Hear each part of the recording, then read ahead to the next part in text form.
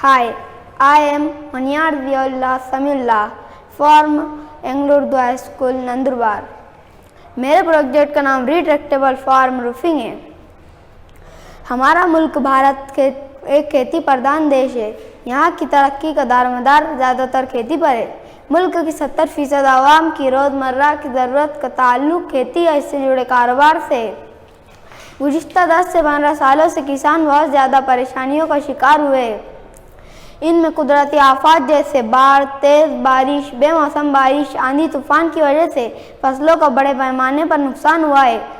इसी तरह किसानों के पास अनाज ज़ख़ीरे करने के लिए सहूलियात, गोदाम वगैरह ना होने की वजह से किसानों को अनाज बहुत कम दामों में फ़रोख्त कर देना पड़ता है।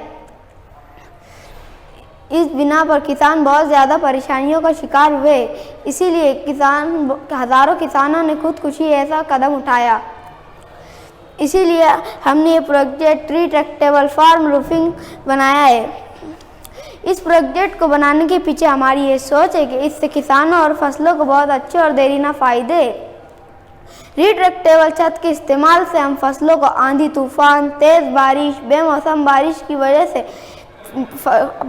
बारिश से बचा सकते हैं।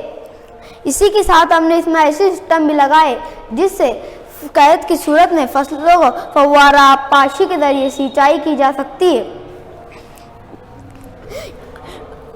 और इसका इस्तेमाल ज़रूरत के वक्त फसलों को महफूज रखने के लिए भी किया जा सकता है। रिट्रैक्टेबल छत के काम करने का तरीका। इस छत को खेतों में 2 तरह से लगा सकते हैं। पहला, परमानेंट दायमी तौर पर इसे पिल्लर लगाकर फिट किया जा सकता है। दूसरा, मूवेबल वक्ती तौर पर इसे फिट करने के लिए इसे पहिए लगाकर बनाया गया है जिसे ज़रूरत के मुताबिक इस्तेमाल किया जा सकता है। ये छत वापस लेने के काबिल है जो आफत आने पर खेत को ढक देती है। इस छत को ताकि फसलों को आंधी तूफान, तेज़ बारिश से बचाया जा सकता है। इस छत को खोला भी जा सकता है ताकि फसलों को ज़रूरी हवा, सूरज की रोशनी मिल सके। इस छत के पैनल के दरमियान बारीक नलियाँ रखी गई है जिसे हम कुएं या किसी और पानी से जोड़ सकते हैं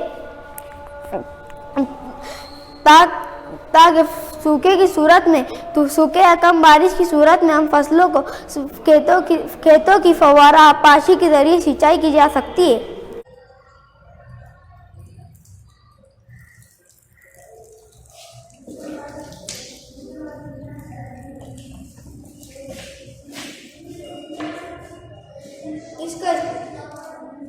इस तरह इसको हम फसलों को कैद की सूरत में फसलों को पानी सिंचाई की जा सकती है।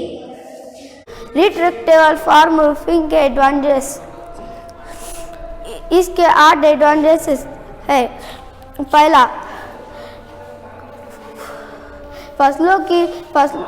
ये फसलों को नुकसान से बचाने की एक एहतियाती तदबीर है। दूसरा, किसानों को कुदरती आफात से बचाने में मददगार है। तीसरा, ज़राई मईशत को बढ़ाने का एक कारआमद तरीका है। चौथा, किसानों को खुदकुशी के मामलों से रोकने का एक कारआमद तरीका है। पाँचवा, आबपाशी के एक नए तरीके के तौर पर इस्तेमाल किया जा सकता है। छठा, इस्तेमाल में आसान और बनाने में सस्ता है। सातवां, देरीना फ़ायदे और मेक इन इंडिया के तहत भारत में तैयार किया जा सकता है। इसे तैयार करने में रोज़गार फराहम होंगे।